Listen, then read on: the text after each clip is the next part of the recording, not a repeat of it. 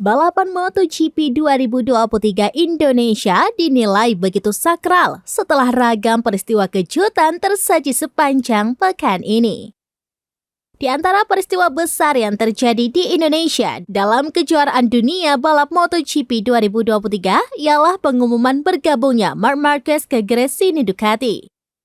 Dan berubahnya arah angin perburuan gelar juara dunia yang melibatkan Francesco Bagnaia versus Jorge Martin. Jorge Martin sukses mengasapi Luca Marini dan Marco Bezzecchi sekaligus memastikan dirinya mengambil alih singgasana klasemen MotoGP 2023 yang sebelumnya diduduki Pecco Bagnaia. Sebelum balapan MotoGP Mandalika akhir pekan ini dimulai, posisi puncak klasemen sementara masih dihuni oleh Pecco Bagnaia dari Ducati Lenovo Team.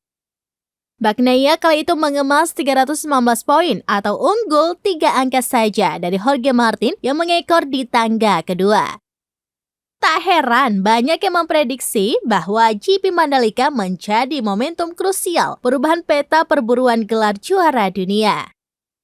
Dan benar, Spring Race MotoGP Mandalika yang rampung siang Sabtu 14 Oktober 2023 menisbatkan Jorge Martin sebagai pemenang. Hasilnya, pembalap Pramac Prima Ducati tersebut membukukan 328 poin unggul 7 angka dari Pecco Bagnaia yang melorot posisinya ke urutan kedua. Posisi untuk memperlebar margin point terbuka karena Race GP Mandalika baru berlangsung nanti siang pada Minggu hari ini 15 Oktober 2023. Download Tribun X sekarang, menghadirkan lokal menjadi Indonesia.